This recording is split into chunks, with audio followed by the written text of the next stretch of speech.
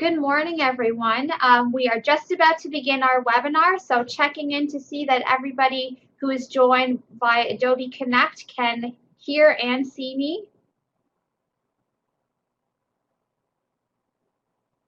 Wonderful. So welcome to our second part of the Teach Community of Practice Implementation Series webinars. And today we're going to be talking about implementing tobacco cessation programming specifically in addiction agencies. Our faculty and guest presenters today are Tom Carroll and Dave Singleton. And they're joining us from Mackay Manor via webinar. So hi, Tom and Dave. So a few housekeeping slides to begin. The first is if you are interested in obtaining a letter of completion for this Community of Practice webinar, please make sure that you fulfill all three of the requirements listed on the screen.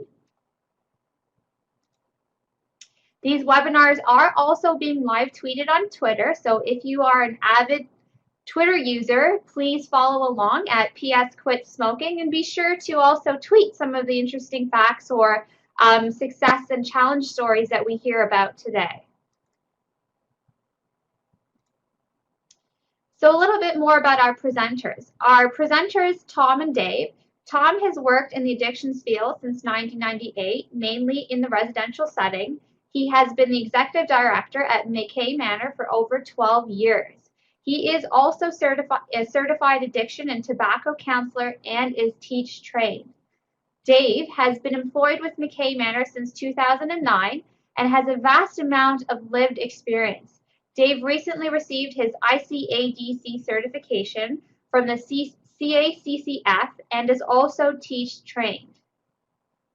Dave is the senior counselor at Mackay Manor and is the lead of the Mackay Manor STOP program. Disclosures for Tom and Dave, there are none to disclose at this point. Any potential sources of bias outlined on the previous slide have been mitigated by making this information accessible to all our viewers and our listeners today via the webinar. And as a reminder, the Teach curriculum and slides were developed and compiled with funding from the Government of Ontario, specifically the Ministry of Health and Long-Term Care. The content of the slides are primarily based on evidence-based guidelines from the following three sources. Again, as a disclaimer, these materials, as well as any of the verbal presentations and discussions that may happen in the chat box during the webinar, are really only set out as general principles and approaches to assessment and treatment pertaining to tobacco cessation interventions. They do not constitute clinical or other advice, such as advice for any particular situations, and do not replace the need for individualized clinical assessment and treatment plans. At this point, I'm going to hand it over to Tom and Dave. So as a reminder to Tom and Dave, if you can please unmute your speaker on the webinar and also unmute on the teleconference by pressing *1. Thank you.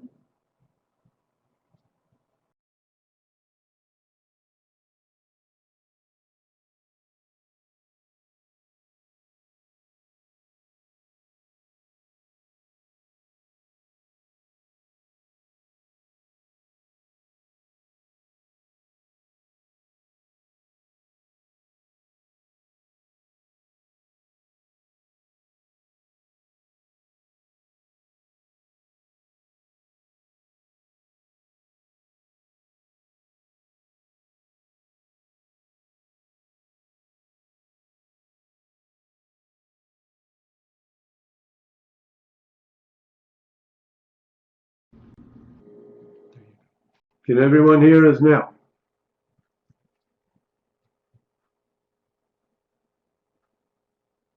Yes, yes. Okay. All right, good morning, everyone. So I guess we're going to go through a few slides. I'd just like to say what a privilege it is for us here at Mackay Manor to be able to do this presentation. And I guess there's a couple of learning objectives here. So explain the process that Mackay Manor underwent to implement tobacco cessation within an addiction agency. And number two, we're going to identify strengths and challenges on the implementing process, which was quite long and extensive. Next slide. So I want to tell you a little bit about who we are. Mackay Manor is a residential recovery home for men who have alcohol and drug-related problems. And Mackay Manor is located in beautiful downtown Renfrew, Ontario, and the heart of the Ottawa Valley. It's been in existence since 1975 and has served over 2,800 clients to date. Last June, we celebrated the 100-year anniversary of our building with an open house and a recovery breakfast on our grounds here. We had 160 people here for breakfast, and it was a wonderful day for Mackay Manor. So just like any drugs and alcohol, clients are now screened for tobacco dependency level from the first contact here using the Flagstrom screener and advised that we are a smoke-free program. As they call each week to check in, we ask about their smoking status and progress towards stopping. We encourage sourcing NRT and cutting down the amount smoked in preparation for admission to Mackay Manor. So the model we use is the Ottawa model with a few stop things in there. We like to call it the Ottawa Valley model. So it includes identification, smoking status of patients is acquired, documentation, smoking status is noted on the patient's record, strategic advice, brief counseling, and strategies for withdrawal management and quit attempts are offered to all patients who smoke. Pharmacotherapy, first-line smoking cessation medications are offered to all patients who smoke. And follow-up, automated follow-up support for 6 months and our link to primary care community programs is offered through the STOP study. We hope to be still meeting with clients from 6 months on from that. So it's a blended model, and we feel it's been working very good for our program. So a little bit about our journey to become a smoke-free facility, and it kind of began in 2004 when I made the decision to quit smoking myself. I had gone to purchase some NRT previously, although I had no intention of quitting at that point. I just did it to impress a client who expressed an interest to quit and wanted to drive up to Walmart to buy NRT. So I thought I would buy some too.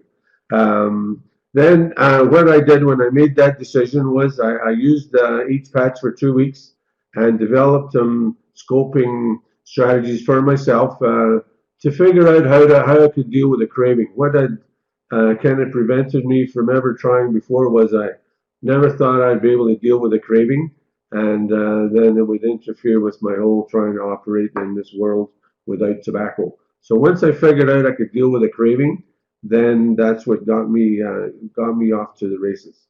So that helped me become successful. A few months after that, I was able to attend a 5-day course that was being offered at Algonquin College in Ottawa through a company called Patient Support International, which was sponsored by Murray Kelly. And that's where I first met Murray. And I took the 5-day course, and then I became a nationally certified tobacco addiction specialist. And I took that information back to my agency and began to think about how I could support our clients here at Mackay Manor to become smoke-free. So I began to introduce it at our morning groups and just to try to get a kind of flavor from our clients as to what was the level of interest and trying to quit or cut down on their smoking. There wasn't a lot of interest in the beginning, but the more I brought up the subject, the more interest there was with our clients. One of the things that I offered our clients was, if you want to quit, I'll help you buy the patches, and I'll pay the house will pay half, and you pay half. So we had a few clients who were interested in that, and we also got a support group started on Monday evenings for those clients that were interested. So over the course of time, I'd say from 2004 to 2006, interest would rise and fall and would wane. Clients would become disinterested, start smoking again, and so it was kind of up and down. But anytime that they expressed an interest, I certainly was willing to bring them in and let's have a conversation about quitting smoking and getting you on the patch and talking about that. So that's how we went for those few years. In 2006, Murray Kelly, who lives pretty close to the Ottawa Valley, I think Murray was brought up in the Ottawa Valley, contacted me here at Mackay Manor, wanting to know if we would be willing to have him come to put on a workshop for our clients here. And I was very interested in that. And Murray came up and wanted to do a 5-day workshop for our clients. And our clients nearly flipped when I introduced that to them. They thought maybe a 2-hour workshop would work for us, not a whole week. However, when we came and that week was over, the clients were unbelievably motivated and wanted to have 2 weeks. So what happened was it just changed the whole culture in Mackay Manor, and it just blew me out of the water. I thought, we are on to something here. So here's something that we can bring to our clients to help them quit smoking. So ever since then, we have brought Murray back here periodically to do workshops. It's very well received from our clients, and we kind of continue to do that. Now, we did receive in 2009, I believe, a survey from CAMH. They were going across the province to see what was the interest in treating tobacco cessation for addictions clients. So they just wanted to gauge that, and they had a meeting at the CAMH offices in Toronto, which I attended. And one of the things when I went, I kind of remember that meeting. That was in 2009, and Dr. Selby was late for the meeting, and he came in to mention that the reason he was late was he was having a performance appraisal done. So I went, wow, this guy gets a performance appraisal. That's and I should be okay. I just thought that unbelievable that a guy of his stature would have to go and get a performance appraisal. So the other thing that came out of that meeting was that if we wanted to run a program for our clients, we would need to get our staff who did smoke stopped first. So that was the big kind of takeaway for me. I brought that to our board and asked them if they would be willing to have me have our staff who did smoke go and take a 5-day residential program that Murray Kelly's group was offering in Arnprior, which is just about 15 minutes from Ottawa, from Renfrew here. So they agreed to let me do that. So I sent 4 staff for the week-long residential treatment program that Murray Kelly was offering. And to this day, 2 out of those 4 are smoke-free. So that tells me that Murray's program worked. And also, those 2 staff became excellent role models and champions for our program with our clients. And one of those staff, he never ever thought he would be able to quit smoking, but he was able to do that, and he was just like me. He kind of began to smoke when he was 8 years old, and never ever thought he'd be able to quit. He was about 3 packs a day, and that man is smoke free today. So there's no better champion or role model than having someone like that on our staff. So throughout the program development, there was opposition. I was bringing it to our board of directors, and they were, there was the old kind of cliches. Well, it's the only pleasure your clients have left, and enrollment's going to go down, and we're not funded for that, and all of the above. So, over the course of a year or two, we really, I really had a big kind of fight on my hands with our board of directors, who really, there was a lot of pushback. We did have a couple of board members on the board who did smoke, so I don't think that helped my case much. However, over the course of the years, I was able to bring our board on board and help us run our program and help our clients to quit smoking. So in 2012, the Ministry of Health announced, and I never ever thought those words would come out of my mouth, that the Ministry of Health and Long-Term Care was going to begin to offer free NRT for addictions clients. So when I got that news, that's when I really brought it to the kind of front and center with our program that we wanted to become a smoke-free facility here. So we enrolled in the STOP study, And there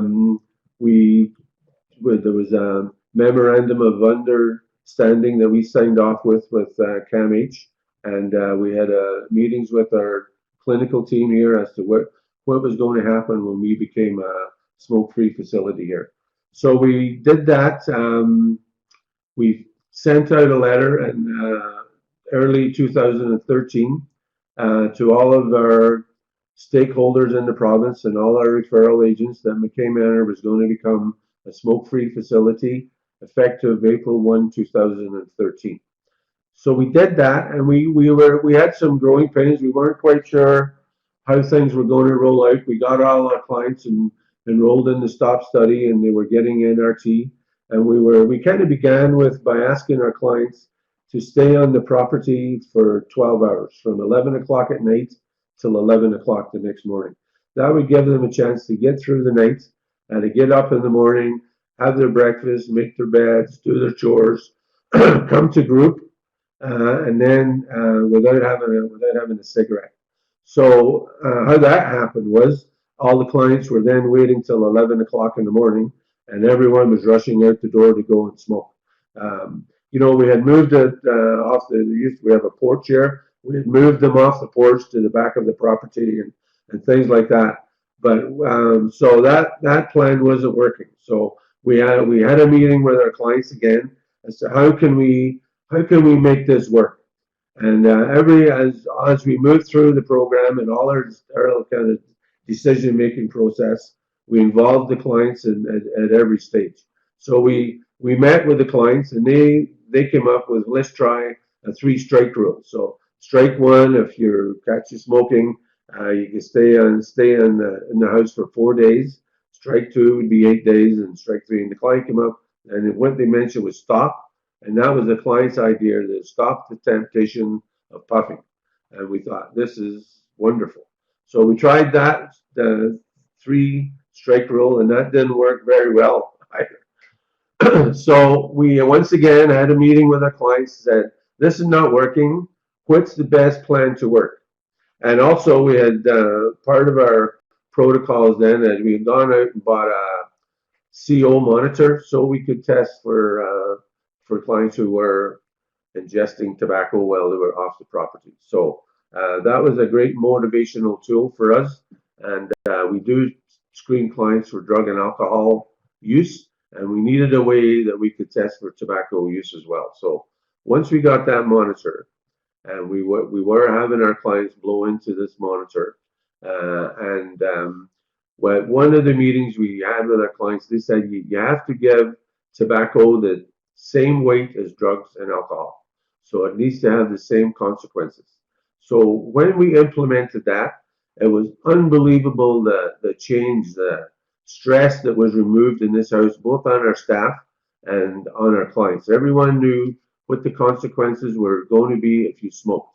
And it was hard for us as kind of clinical people here trying to do the best for our clients' welfare. And I mean, even when the words would come out of my mouth, like, you discharge the guy for smoking, didn't make a lot of sense. And I'm a former smoker, so it didn't make a lot of sense to me. I can just imagine what it made to others. So, but once we implemented that, that was last fall. It's been unbelievable, the success of our program has been going forward now.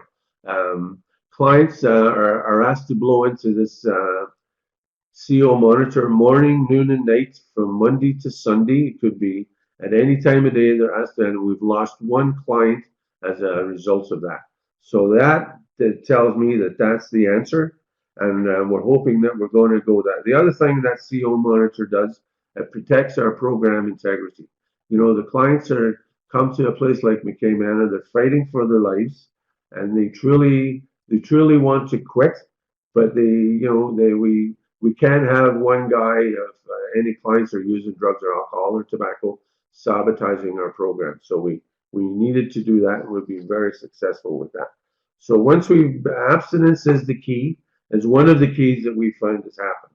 We also opened up our program to the community after we had rolled onto the STOP study. And the response from our community in Renfrew here has been overwhelming. Renfrew County is the largest county in Ontario, the same size as Prince Edward Island. And you name the unhealthy behavior, and Renfrew County leads the province.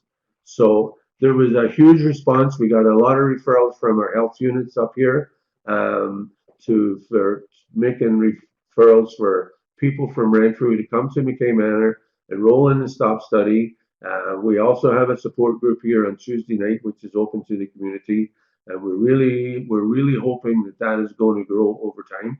There's a real mix in that group now of people from the community as well as our clients, and people walk into Mackay Manor now and they realize they're just ordinary folk and they have an addiction like everyone else, and it's nothing to be ashamed of. So we're really hoping that that's going to happen. Dave was going to talk a little bit more about the outpatient and the community program a little bit later. But the positive, and also this year we got some one-time funding from our LIN.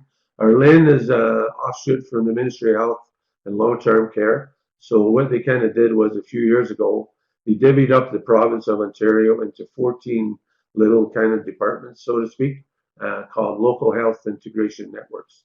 And ours is called Champlain Local Health Integration Network. And they gave Mackay Manor as well as CMHA in Ottawa, the Canadian Mental Health Association, so one-time funding the end of last fiscal year, just to see if we could expand our program and go out into other agencies and give them some information on our program. That was a very successful outcome of that one-time funding, and we really feel that prompted our Champlain LIN to provide some annualized funding this year, and they've done that. So they've now provided annualized funding to 4 addictions agencies this year, and the hope to roll that out in the kind of coming years. They will add more agencies. So we're quite excited about that, and that's part of our annual business plan here in the Champlain LIN too, is to expand the capacity for tobacco cessation for mental health and addictions programs for the 2015-16 year.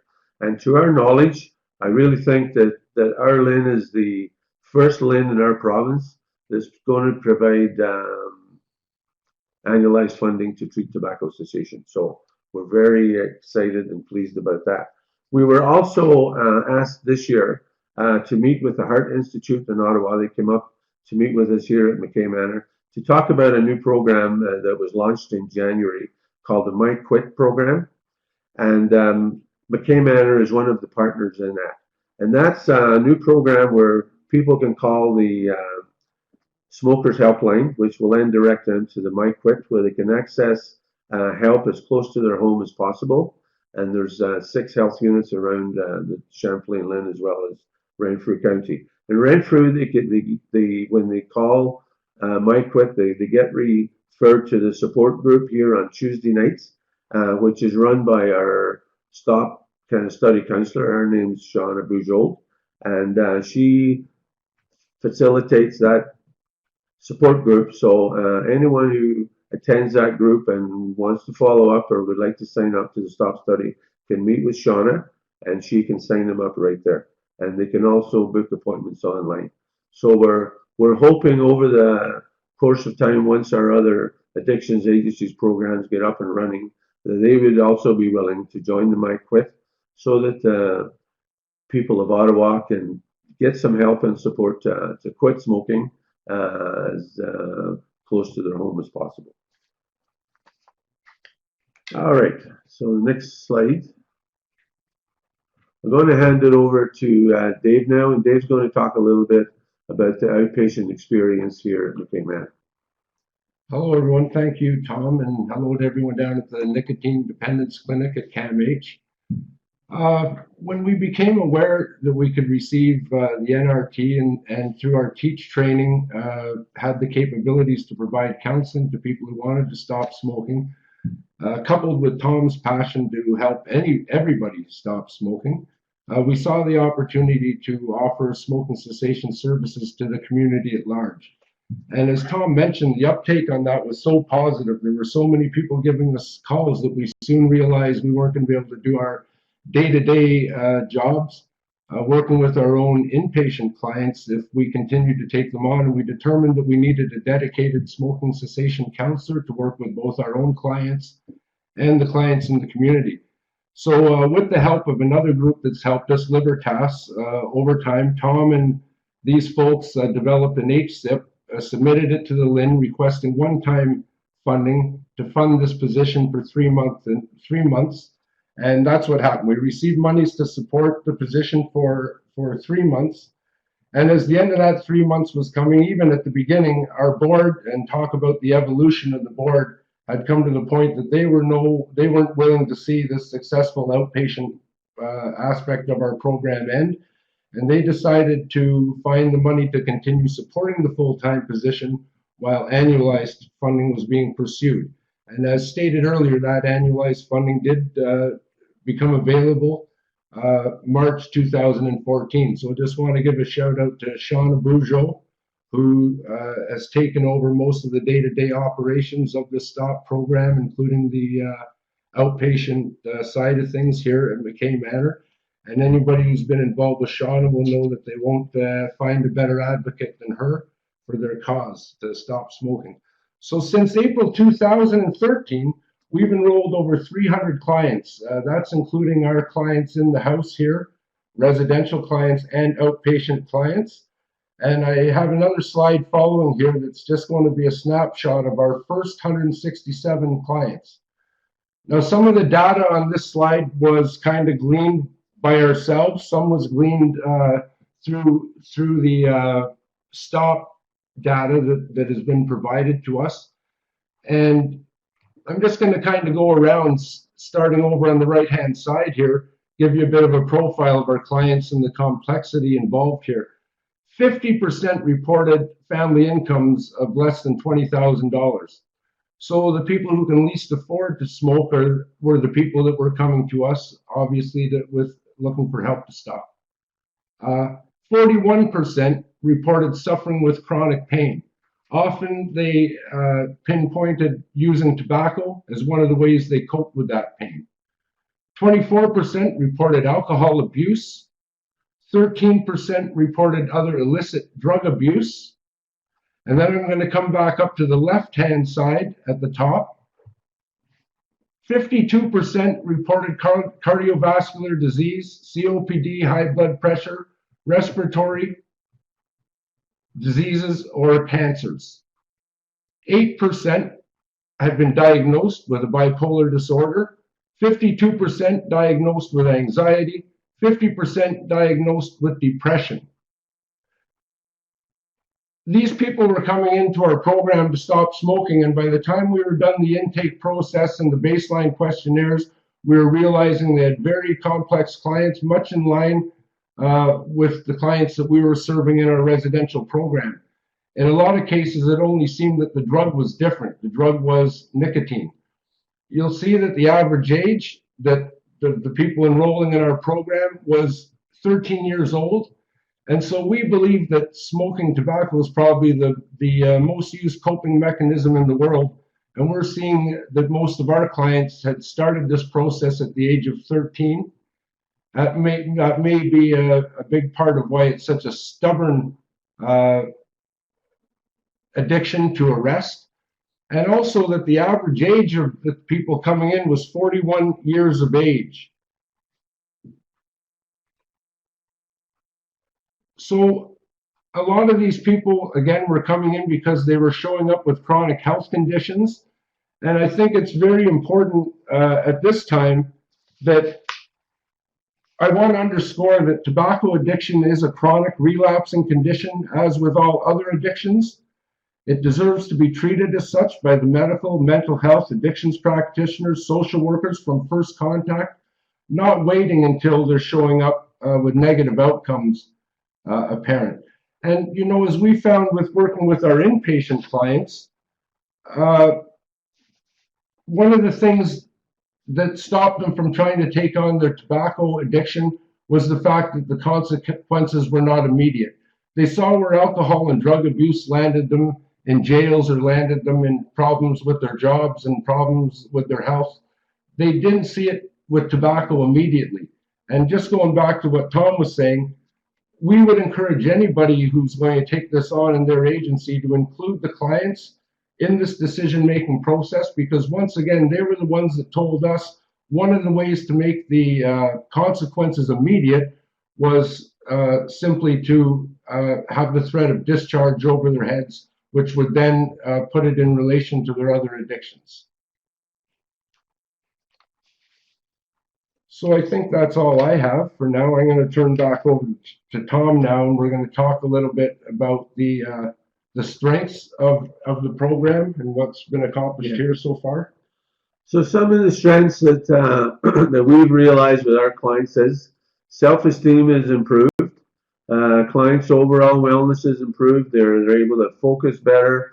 Their health is improved for sure. Their self-perception, as a result, insight also appears to have improved. Clients who have came in here as a client that may have been on 2 or 3 kind of puffers for different breathing kind of disorders that they had. Within days, these clients are breathing better when after they quit smoking. Return to smoking too may be a harbinger of recovery breakdown, or as a kind of a cushion and the kind of canary in the coal mine kind of thing, that they may be getting off track and maybe heading down the road to using other harmful drugs that could probably burn their lives down a lot faster than tobacco. Mackay Manor now has a much more positive profile in the community. Since we've opened up our program, people who normally wouldn't have came near this house with a 10-foot pole are now, they're more willing to come and ring the bell and come in and meet the staff, and they get to know us and we get to know them, and they see our clients on the street, and we're not such funny ducks after all. We don't do Chinese water torture here. We do help people from the community, and we're a Ministry of Health funded program, so the taxpayers pay for our programs here, and it's good for them to come and see that their dollars are working well in their favor to help them. So, and our clients have also they've developed alternative healthy coping skills that they may have not had before. It's the most used coping mechanism in the world is tobacco, and I mean our clients needed that to help them cope, and I guess it got them this far, but now they're learning some new ways to cope. They got more money in their pockets to spend. Their clients are asking to see the dentist and going to the gym and all of those things. And we've got a real good profile in the community now. As far as meal times, used to be some clients would come in and inhale their lunch and their supper and couldn't wait to get outside to have a smoke. They're more relaxed now. They're sitting down. They're chatting at the table. There's no stress, especially in the morning at breakfast time. Groups, morning groups, as most agencies go for 2 hours, so you usually have a break after 1 hour or so. And we would, when it came close to break time, when our clients could smoke, everyone was getting antsy and they were all going into withdrawal and looking out the window and becoming distracted and weren't paying attention. And God forbid, at the end of our part 1 of our groups, we ask, is there anyone have anything else they'd like to add? God help the poor guy that had something else to add. He'd have 22 daggers in him. So it's not like that now. We can go well past 10 o'clock in the morning in part 1 of our group, and the clients are sharing, and they're nice and relaxed, and there's no stress, and they can go downstairs and have fresh fruits or whatever is going on now, and it's so much more or less stressful. Coffee consumption here at Mackay Manor is down by half. Unbelievable. And even when we changed, we did this a while ago, but we changed in the afternoon to decaf coffee, and we had done it for about a month before the clients even noticed we'd done it. So the kind of word got out, and then they were, I thought something tastes funny, but they didn't even realize we changed to decaf coffee. So that's got everyone much less stressed. And that's another addiction that we need to talk about as well at one point. The clients are eating healthy snacks now. There's fresh fruit. The bookkeeper was telling me yesterday, we really need to look at this budget now. We're spending too much on fresh fruit. and healthy nuts and trail mix and all of that kind of thing. And I'd much rather spend our money on that than anything else to help our clients. So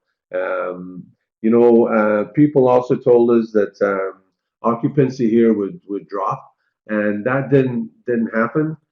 We did get a few less referrals, but our occupancy rate never dropped in any significant manner that we became anyways kind of concerned about. We've had a wait list. We have a wait list today. So what I've been telling our kind of staff here is that people will be lining up to come here. And we're really hoping that's what's going to happen. We're going to keep going. It's the health benefits, the ER visits are down.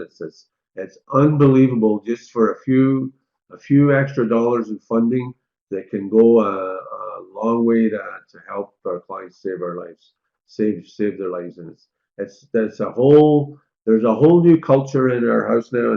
I never thought it would be as heartening as it is, but it's just unbelievable. So I'm really happy that other agencies are now going to begin to do that for our clients. We're called level 1 supportive housing here. So we do need to refer our clients to short-term programs, and we're really struggling to find a 21-day program, for instance, that's also enrolled in the STOP study and Smokefree, and that our clients can kind of go to and not get kind of sabotaged into picking up a cigarette again. So we're really encouraging all our short-term programs to help us with that. So that's one of the challenges that we've really looked at. So challenges. Difficult to find that short-term program, like I mentioned before. Clients report it's uncomfortable for them sometimes to socialize after AA meetings and any meetings because of other people out there. You see the kind of circles outside of the meetings of people smoking. But I think, it's more, our program is more like attraction rather than promotion.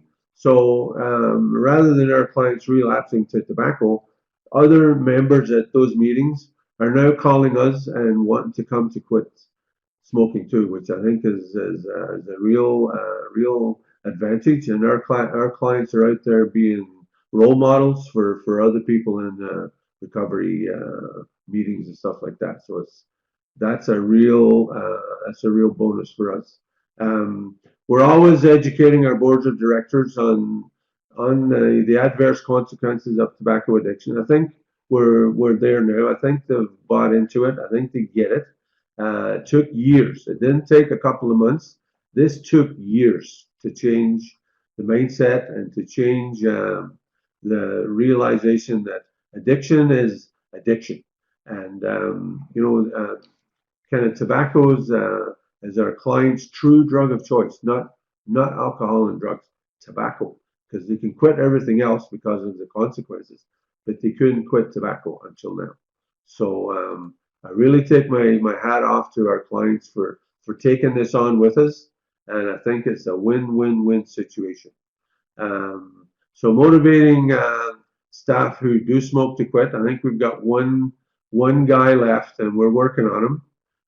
But he certainly bought into the kind of philosophy that we have here, and he makes every effort not to trigger clients, like not to come into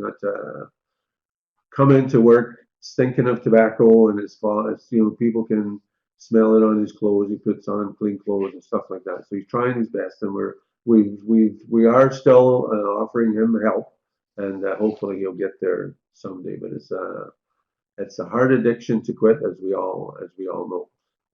We've been educating our clients on the safety of using NRT off label. How when you use NRT, like Dr. Pike from the Heart Institute tells us, that it goes to the kind of venous system rather than the arterial system. I'm not a doctor, but it's not the same kind of system. So, and you can put on as much NRT as you want, and it won't do any damage at all. Realizing the abstinence is the key to a successful program. That's a huge one for us here. It's unbelievable because if it's a harm reduction model where you make it optional for your clients, if they want to quit, that's great. If they don't, that's okay too, because the clients who do smoke trigger the clients who are trying to quit. And you know, we'd love to be able to do that, have a harm reduction model, but it doesn't work for drugs and alcohol, and it won't work for tobacco. And although a great deal of harm reduction has occurred, we realize that clients who leave our program still using NRT may remain at a high risk for relapse. So we're hoping that kind of stop study is up to 26 weeks, and we're now going to, as we get our program entrenched, we're going to now look at trying to get our clients off of the NRT as quickly as possible, and to really be truly free from that before they leave our program. So that's one of our kind of focuses for the upcoming year. Okay, so I'm going to talk a little bit about the future at Mackay Manor now. So we're going to continue to treat tobacco like any other substance and be an abstinence-based program. We're going to continue to educate our staff and take advantage of any opportunities to help and share our experience with others who are beginning to on the smoke-free journey. And I think there's going to be lots of them. There's been lots of interest before, but I think there's no more. It hasn't been higher than it is now. It used to be when we go to addictions conferences, you know, there was two kind of topics that did not gain a lot of interest, a lot of support. One was gambling. The other one was tobacco cessation. Dave and I did a workshop in Barrie a year or two ago, and I think there was 2 people came, and I was one of them, and Dave was the other. So, but I think that's changing. I think there's a lot of interest now, and I think that's because agencies didn't quite know what to do. They didn't want to open that can of worms and not be able to close it again. So, I really think that that's going to be a huge help now that they can get the free NRT, and certainly we're willing to share with anyone who's interested our experience here at Mackay Manor to hopefully help them on their journey. And it's also crucial that the ongoing success is continued funding from the Stop Study CAMH have been a tremendous support to us and a tremendous help. And I want to thank Aaron Cameron, who's certainly stepped up to the plate to answer all our questions and give us all the support that we've needed over the last couple of years. And we've been enrolled in this program since 2012, so we've been doing this for quite a bit of time, and we're really happy that we're going to continue to do that, and hopefully that they're going to continue the Stop Study going forward for all the other addictions agencies that want to take part in that. So I think that's all I've got. I don't know if we're running over time or not, but if anyone has any questions, we'll try and answer them. Line unmuted. So thank you again, Tom and Dave. At this point, we'll start some questions. And the first one is starting with Gary, who asks, do you admit clients who are addicted to nicotine only and have no other addiction?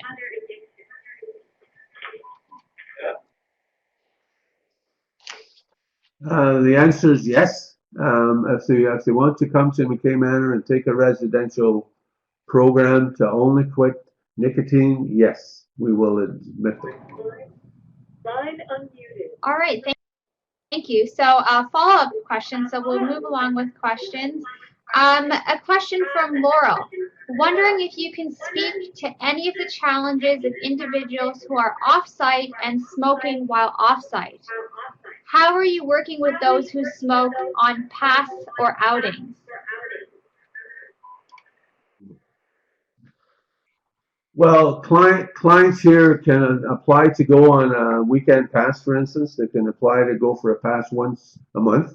And we do have protocols in place that when they do return from pass, that they are urine screened for drug and alcohol use. And they also need to blow into the CO monitor. So use of drugs and alcohol and tobacco are now grounds for discharge. So we make that perfectly clear to our clients prior to them leaving on their pass. And we haven't had any instances where clients have returned from a pass And although they have maybe have to come home early from their past because they've gone home to an environment where people are smoking and they've felt threatened and they've wanted to come back. So part of our program here is that while our clients are on a pass, if they feel uncomfortable at any point in time, they're welcome to come back to Mackay Manor, no questions asked. So we do screen clients though when they come back to monitor them to make sure they haven't used drugs or alcohol or tobacco. So as far as people who enter Mackay Manor from the community who still smoke, we've been gently Sean has been gently asking them that when they do come for an appointment that they don't smoke an hour before if possible, so that they aren't walking into our house and breathing all over everybody and triggering our clients. So that still happens from time to time, but we're trying to encourage people to, at least for an hour before they come for their appointment, not to smoke. Like I say, we're not always successful with that, but and our clients are well aware of that, and they just make sure that they're not standing in the hallways or whatever when people from the community come for their appointments. But it is a challenge, and we're working on that. Line unmuted. Thank you so much. We'll move on to the next question. Diane is asking, what kind of one-on-one counseling is offered for both your in and outpatients? And how does your smoking cessation counselor deal with the community with tobacco cessation?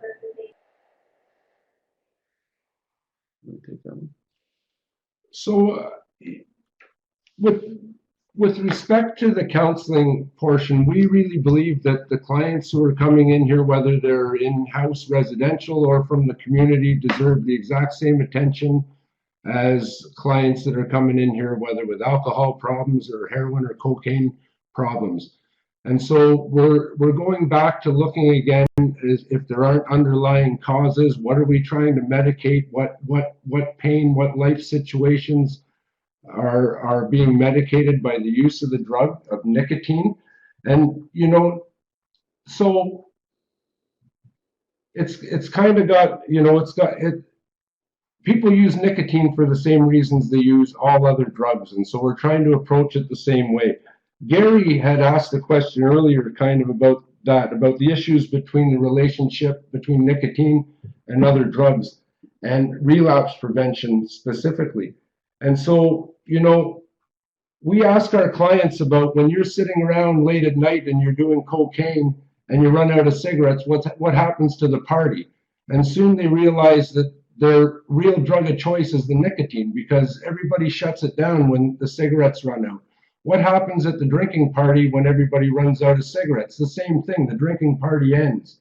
What we've seen happen here, for example, is clients leave here upset about a decision that's been made in the house, upset about a decision that might impact their future, and where in the past they might have gone straight to the bar, straight to the liquor store, somewhere else they've gone straight to Mac's Milk and bought a pack of cigarettes.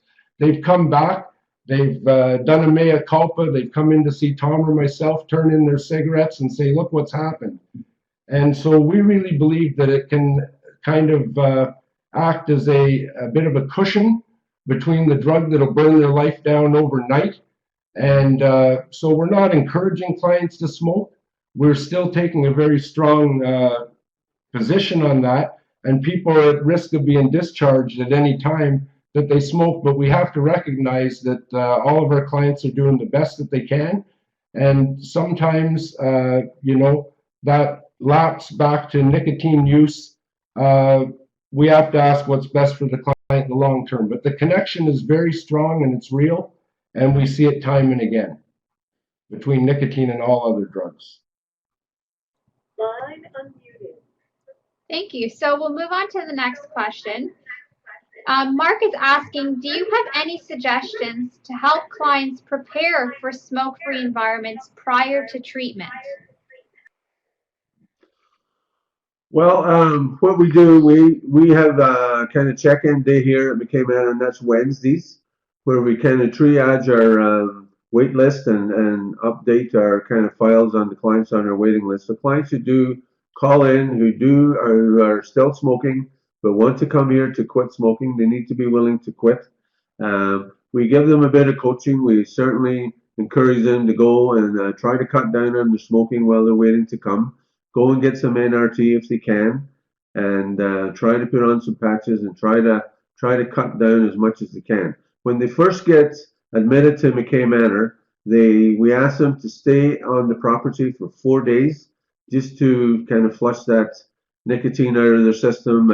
Shauna loads them up with NRT. If they want to go to bed, they can go to bed. If they want to, if they want to just relax and read a book or whatever, they can do that. If they want some counseling, they want someone to talk to, they can come and talk to one of us while they're detoxing from the nicotine. So the less nicotine that's in their system when they get here, the kind of faster they will begin to recover and get into the program. Muted. Line unmuted. Thank you. So a few more questions that are coming out. Tammy is curious, are there any stats available on how many of the clients have stayed smoke-free? We're still doing some follow-up on that, but I think we're very successful. We're still working out how we're going to track that. Although CAMH does that through the kind of stop program, the contact clients after they've left here. The average length of stay here could be 3 to 6 months. So if they're still enrolled in the kind of stop study when they leave here, CAMH will be contacting them at 6 months and a year, and we're just going to begin to implement that. Anecdotally, clients are doing well. I would say, after I give you a percentage, I would say 75% are still smoke-free when they've left here after 3 months. But we're just putting together how we're going to track that. But that's our knowledge to this date. Line unmuted. Thank you. Brenda is also asking, can you make the intake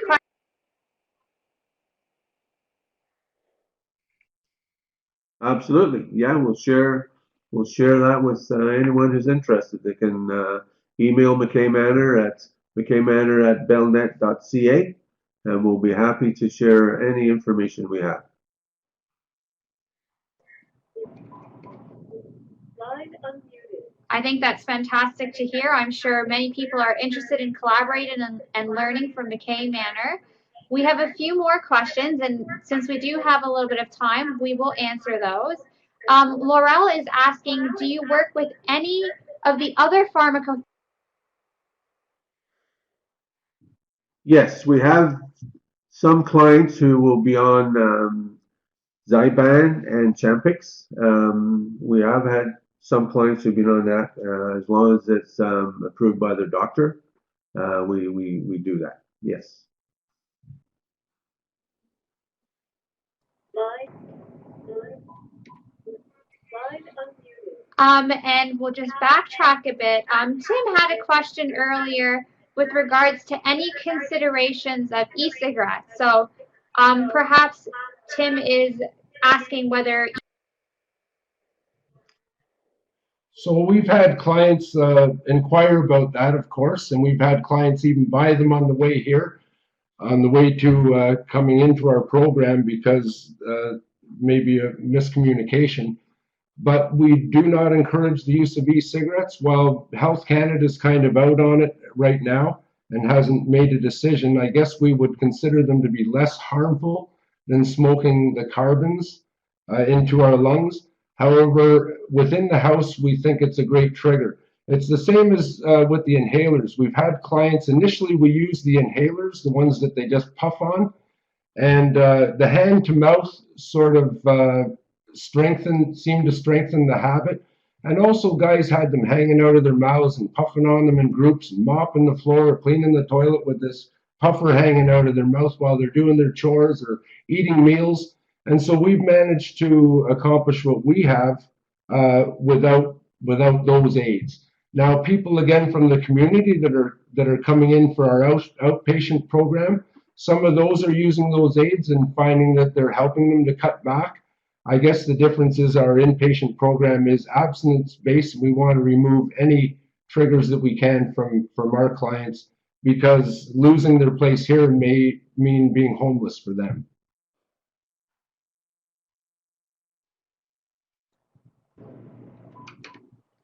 Line unmuted.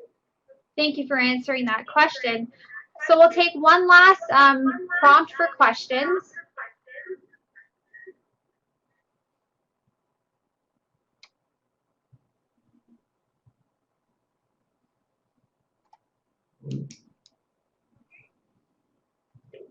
Okay.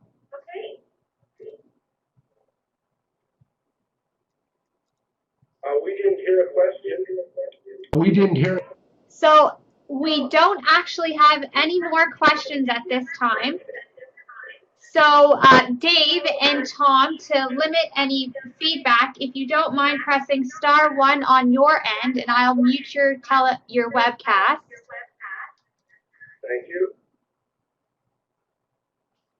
So thank you again to our presenters, Tom and Dave, for providing us some information regarding the amazing work that they have been involved with at Mackay Manor.